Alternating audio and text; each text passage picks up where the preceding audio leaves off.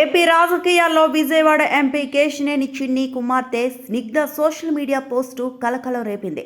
Neat paper లీకేజ్పై విద్యార్థుల నిరసనకు మద్దతు తెలుపుతూ చేసిన పోస్టు వైరల్గా మారింది.